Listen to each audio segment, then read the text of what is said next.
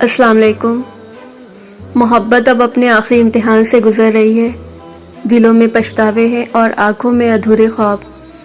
آج کی قسط میں وہ فیصلے ہوں گے جس سے تقدیر کا رخ ہمیشہ کے لیے بدل جائے گا۔ چلیے سنتے ہیں وحشت جنون کی قسط نمبر 26۔ اب یہ مت کہنا تم سو گئی ہو پھر سے میرے آنے سے پہلے، ورنہ میرے ساتھ بہت بڑی ناانصافی ہو جائے گی۔ آج کی یہ رات بہت اسپیشل ہے میرے لیے، اسے سو کر نہ برباد کروں گا اور نہ ہی تمہیں کرنے دوں گا۔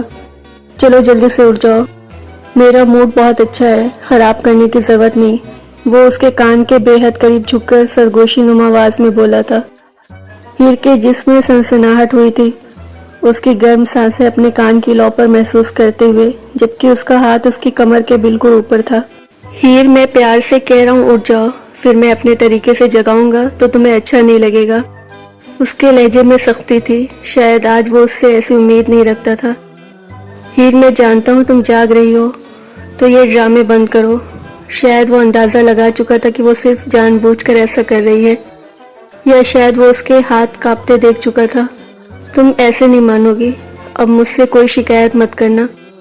وہ اپنی بات مکمل کرتا اس کے نازک سے وجود پر اپنی باہوں میں بھر چکا تھا، اور اب سچ میں ہیر کی جان پر بنائی تھی، کیونکہ وہ اسے یوں ہی اٹھائے اپنے کمرے کی طرف چلا گیا۔ یہ کیا کر رہے ہیں آپ؟ چھوڑیں مجھے پلیز۔ اس کی باہوں میں وہ کانپ رہی تھی، جبکہ وہ روحی کے کمرے کا دروازہ بند کر چکا تھا۔ تمہیں چھوڑنے کے لیے شادی نہیں کی تھی تم سے، اور یہ میں وہی کر رہا ہوں جو ہر شوہر اپنی بیوی کے ساتھ کرتا ہے۔ کوئی انوکھا کام نہیں کرنے جا رہا، میں تمہارے ساتھ اپنی شادی شدہ زندگی کی شروعات کر رہا ہوں۔ ویسے میرے سننے میں آیا ہے کہ بیوی کی عقل اسی طرح سے ٹھکانے لگتی ہے، اور بیوی کی عقل ٹھکانے لگانا ہر شوہر کا فرض ہے، اور تمہاری عقل ٹھکانے لگا کر میں اپنا فرض ادا کر رہا ہوں۔ وہ شوق انداز میں کہتا اسے بیڈ پر لٹا چکا تھا۔ ہیر کو اس کے انداز ڈرا رہے تھے، جبکہ اس وقت اپنی آنکھوں میں جذبات کے ٹھاٹے مارتا سمندر بسائے اس کے نازک وجود کو اپنی بہکی نگاہوں سے دیکھ رہا تھا۔ تم لاکھ حسن ہو مانا، لیکن تم پر حق تو ہمارا ہی ہے جانا۔ وہ مسکرا کر کہتا اس پر جھکا، اس کی تھوڑی پر لب رکھ چکا تھا۔ اس کی شدت پر ہیر کا دل رفتار پکڑ چکا تھا۔ اس کی سانسوں کی گرمائش محسوس کرتی وہ چہرہ پھیر کر پیچھے ہٹتی تھی، لیکن اس بار ایام نے برا نہیں مانا تھا، بلکہ آج تو وہ اس کے لبوں پر مسکراہٹ ٹھہر سی گئی تھی۔ تمہیں لگتا ہے تم آج مجھ سے بچ سکتی ہو، یا میں آج کی یہ حسین رات تمہاری وجہ سے برباد ہونے دوں گا؟ نو ڈارلنگ، آج کا یہ وقت میں تمہارے کسی بیوقوفی کی نظر نہیں ہونے دوں گا۔ 100% ضد چھوڑو۔ کم ہیئر، وہ اپنا ہاتھ اس کی طرف بڑھائے ہوئے بولا۔ ہیر، جو ایک طرف چہرہ کی خاموش بڑی لمبی لمبی سانسیں لے رہی تھی، اس کے ہاتھ بڑھانے پر اس کی طرف دیکھنے پر مجبور ہوئی۔ وہ نئی شروعات کر رہا تھا، اس کی ہر غلطی کو نظر انداز کر کے وہ اس پر ایک بار تو یقین کر ہی سکتی تھی، وہ اسے ایک موقع تو دے ہی سکتی تھی۔ وہ اس کا منتظر تھا، تو کیوں نہ وہ خود ایک بار اس کی بیوی ہو کر دیکھے۔ اپنی ساری سوچیں ایک طرف رکھتی وہ آنکھیں سختی سے میچی اپنا ہاتھ اس کے ہاتھ پر رکھ چکی تھی، جس سے اپنی مضبوط گرفت میں لیتے ایام نے اپنی طرف کھینچا تھا۔ وہ ٹوٹی ڈال کسی اس کی باہوں میں قید ہوئی تھی، اور ایام نے اسے سمیٹ لیا تھا اپنی چاہت سے، محبت سے، اور اس کے گرد اپنا حصار تنگ کر گیا۔ اس کے ماتھے پر اپنے لب رکھتے ہوئے وہ اس کے لبوں کو قید کر گیا، اس کی سانسوں کی خوشبو کو اپنی سانسوں میں بسا کر وہ اس کے چہرے پر جا بجا اپنے لبوں کا مہر لگاتا، اپنے پیار کی بارش میں بھگاتا رہا۔ اس کا انداز اتنا خوبصورت تھا کہ وہ خود کو اس کا ہونے سے روک نہیں پائی۔ اس کی محبت کی پھوار خود بھی محسوس کرتی وہ اپنے دل کے دروازے اس شخص کے لیے کھول چکی تھی۔ وہ پوری طرح اس کی باہوں میں قید تھی۔ ایام اس پر اپنی محبت ظاہر کرتا اسے ہر طرح اپنا بنا چکا تھا۔ محبتوں کے معاملے میں وہ بہت امیر شخص تھا، اس کا اظہار محبت ختم ہونے کا نام نہیں لے رہا تھا۔ اس کے کان میں وہ اپنی محبت کے نہ جانے کتنی سرگوشیاں کر چکا تھا۔ اس کا انداز اتنا نرم اور محبت بھرا تھا کہ ہیر ایک لمحے کے لیے بھی اسے الگ نہ ہوئی تھی۔ وہ اس وقت اپنے آپ کو دنیا کی سب سے خوش قسمت ترین لڑکی محسوس کر رہی تھی۔ آج اسے اس کی ایک ایک لفظ پر یقین آنے لگا تھا، کیونکہ اس کے انداز میں محبت سے کہیں زیادہ احترام تھا۔ وہ اسے کسی قیمتی متاع کی طرح چھو رہا تھا۔ ایک عورت کے لیے عزت سے بڑھ کر اور کچھ نہیں ہوتا، اور آج وہ عزت وہ مان ہیر کو ایام نے دیا تھا جو وہ اپنے شوہر سے چاہتی تھی۔ اس کی باہوں میں قید وہ اپنے آپ کو یہ سوچنے سے روک نہیں پائی تھی کہ آخر اس کی پہلی بیوی نے اسے کیوں چھوڑا۔ یہ تو اتنا محبت کرنے والا، اتنی عزت دینے والا انسان تھا، تو بھلا وہ اسے چھوڑ کر کیوں گئی؟ ایک پل کے لیے اس کا دل چاہا کہ وہ اس سے پوچھ لے، لیکن پھر اس نازک لمحات کو سوچتے ہوئے اس نے اپنا ہر سوال خود تک ہی محدود کر لیا۔ یقیناً وہ اس وقت اس سے اپنی پہلی بیوی کے بارے میں ہرگز بات نہیں کرنا چاہے گا۔ کہاں جا رہے ہیں آپ؟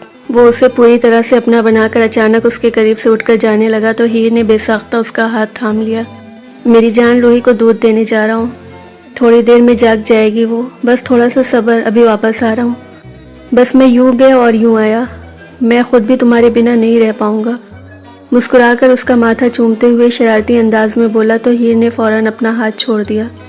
نہیں، کوئی جلدی نہیں، آنے کی ضرورت نہیں ہے، آپ آرام سے آئیے گا، ویسے بھی سونے لگی ہوں۔ وہ فوراً آنکھیں بند کرنے لگی، جبکہ وہ پھر سے مسکرا دیا۔ تمہیں جلدی ہو یا نہ ہو، مجھے تو ہے، اور سونے کی ضرورت نہیں ہے، ورنہ اس دفعہ میں ایسے طریقے سے جگاؤں گا کہ ساری زندگی کے لیے نیندیں اڑ جائیں گی۔ وہ دھمکی دینے والے انداز میں کہتا اٹھ کر باہر نکل گیا، جبکہ وہ اپنے سرخ ہوتے چہرے پر تکیہ رکھ کر مسکراتے ہوئے اس کے واپس آنے کا انتظار کرنے لگی۔ وہ جلدی سے دودھ لے کر آیا تھا، وہ وہاں بیڈ پر ہی تھی، لیکن کچھ بولی نہیں تھی اور نہ ہی اسے دیکھا تھا۔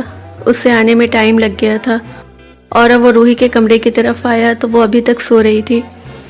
اپنی بیٹی کے لیے تو ایک ایک لمحے کا اسے اچھے سے حساب تھا۔ وہ دودھ کی بوتل اس کے قریب رکھتا، آہستہ سے اپنی باہوں میں بھرتے ہوئے اسے نیند میں لانے لگا تھا تاکہ وہ اسے دودھ پلا سکے، اور دودھ پینے کے فوراً بعد وہ دوبارہ سو جاتی۔ ابھی فجر ہونے میں کافی ٹائم تھا۔ وہ اسے دودھ پلا کر واپس کمرے میں آیا تو وہ بیڈ پر کمبل میں منہ دیے ہوئے تھی۔ اس نے آہستہ سے اس کے چہرے سے کمبل ہٹایا تو اسے گہری نیند میں پایا۔ وہ اسے سونے سے منع کر کے گیا تھا، لیکن اس کے باوجود بھی اس وقت وہ گہری نیند میں اتر چکی تھی۔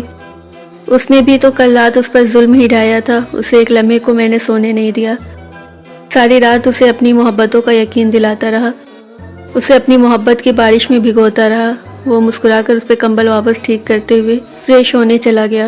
فریش ہو کر واپس آیا تو وہ بھی اسی طرح سو رہی تھی۔ وہ اسے تنگ کیے بنا ہی اپنے کمرے سے باہر نکل آیا۔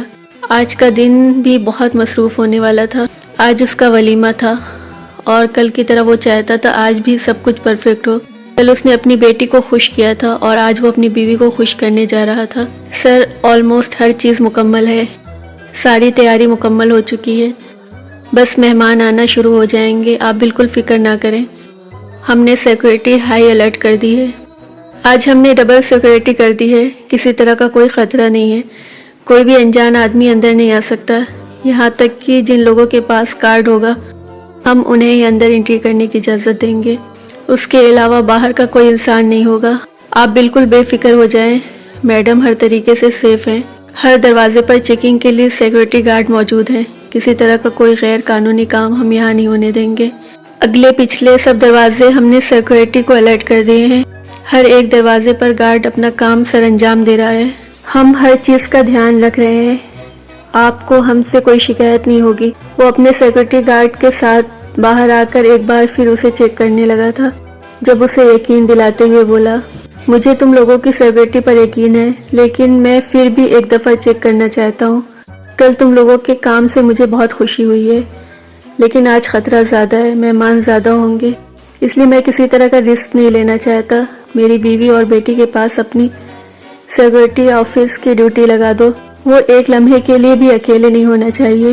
وہ انہیں سمجھاتے ہوئے خود سارا گھر چیک کرنے لگا۔ اس نے گھر پر ہائی سیکورٹی ارینج کروائی تھی۔ وہ کنگ کی طرف سے تقریباً بے فکر ہی تھا، کیونکہ کنگ کی دھمکیوں نے اس پر کوئی خاص اثر نہیں دکھایا تھا، لیکن اس کے باوجود بھی وہ ہیر اور روحی پر کسی طرح کا کوئی خطرہ نہیں چاہتا تھا۔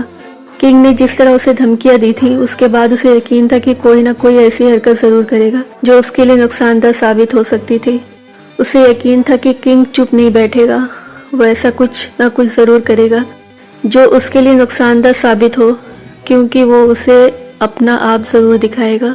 اس طرح چھپ کے بیٹھ کر وہ اس پر اپنی پاور کس طرح ظاہر کرے گا۔ اگر وہ شخص پاور میں تھا تو وہ اپنی پاور کا استعمال تو لازمی کرتا۔ آخر اس نے کوئی چھوٹا سا کام تو نہیں کیا تھا، اس نے اس لڑکی سے شادی کی تھی جسے کنگ نے اس کے شوہر سے خریدا تھا۔ ہیر اس کی خواہش تھی اور وہ اس طرح اپنی خواہش کو رد تو نہیں ہونے دے سکتا تھا، اس لیے وہ کوئی نہ کوئی ایسا قدم تو اٹھانے والا تھا جو اسے کنگ کی طرف سے خوفزدہ کر دے۔ اس لیے اس نے اپنی سیکورٹی کا انتظام کر رکھا تھا، کیونکہ بے شک اسے کنگ کا کوئی خطرہ نہیں تھا، وہ اسے زیادہ سے زیادہ کیا نقصان پہنچا سکتا تھا۔ اسے خود سے کہیں زیادہ اپنی بیوی اور بچوں کی فکر تھی۔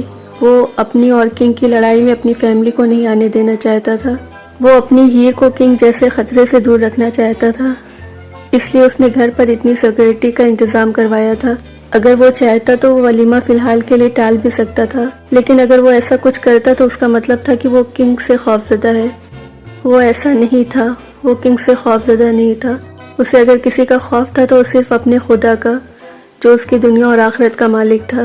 کنگ جیسے بے ضمیر لوگوں سے ڈر کر یا دب کر رہنے والوں میں سے وہ نہ تھا، لیکن اسے کنگ کو دیکھنے کی خواہش ضرور تھی۔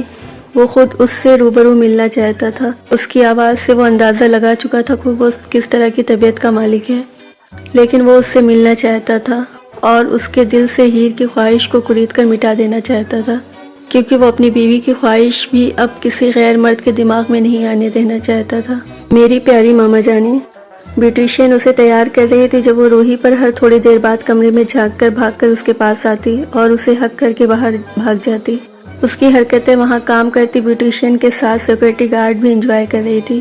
مجھے سمجھ میں نہیں آ رہا ہے کہ آپ کی شادی اب ہو رہی ہے تو یہ چھوٹی بچی، وہاں موجود سیکورٹی گارڈ جو اس وقت بہت ہی خوبصورت لباس میں بیوٹیشین کے ہیلپر بن کر اس کے سامنے کھڑی تھی، روحی کے اتنے پیار بھرے مظاہرے پر اس سے پوچھنے لگی۔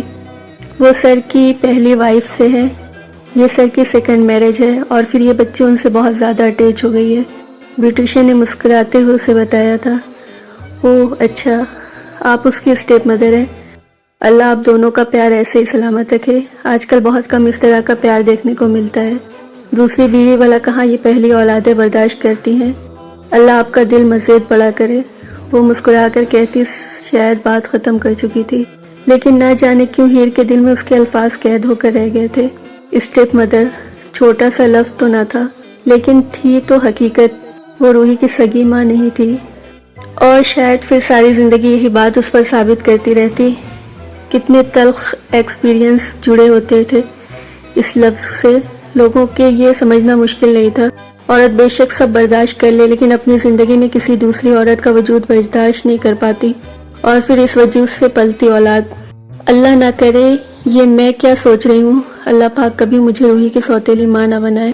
وہ آئینے میں اپنا سجا سورا روپ دیکھتی اپنے دل میں خدا سے مخاطب تھی، اس کی بس ایک ہی دعا تھی کہ وہ ہمیشہ روحی کی ماما جانی بن کر رہے، کبھی اس کی سوتیلی ماں نہ بنے، اور اسے یقین تھا کہ اس کا خدا اس کی یہ دعا ضرور قبول کرے گا۔ وہ اپنے دل میں کبھی یہ احساس ہی نہیں آنے دے گی کہ وہ روحی کی سگی ماں نہیں ہے، اور اگر خود اس رتبے پر فائز ہو گئی، اگر اس کی اپنی اولاد دنیا میں آ گئی تو بے شک اپنی اولاد دنیا میں آ جانے کے بعد دل میں کہیں نہ کہیں یہ بات آ ہی جاتی ہے، لیکن وہ نہیں آنے دے گی، وہ کبھی روحی کی جگہ کسی کو نہیں دے گی۔ اور اس سوچ کے ساتھ اس نے ایک بہت بڑا فیصلہ کر لیا تھا، اس نے سوچ لیا تھا کہ وہ روحی کی محبت میں کبھی کسی کو شریک نہیں ہونے دے گی، وہ کبھی بھی روحی کی سوتیلی ماں نہیں بنے گی، بے شک اس کے لیے اسے اپنی اولاد کی قربانی کیوں نہ دینی پڑے۔ ہاں، وہ صرف روحی کی ماما جانی بن کر رہے گی، وہ کبھی اس کی سوتیلی ماں نہیں بنے گی، بے شک اسے اس کے لیے کچھ بھی کیوں نہ کرنا پڑے، لیکن وہ روحی کے ساتھ کبھی کوئی ناانصافی نہیں ہونے دے گی۔ زندگی کے اس موڑ پر محبت، جنون اور وحشت تینوں کا انجام قریب ہے، کیا آخر میں جیت محبت کی ہوگی؟ یہ جاننے کے لیے اگلی قسط ضرور دیکھیے۔ اگر آپ کو یہ قسط پسند آئی ہو تو ویڈیو کو لائک کریں، کمنٹس میں اپنے احساسات لکھیں، اور SI اردو ناولز کو سبسکرائب کرنا نہ بھولیں۔ اللہ حافظ۔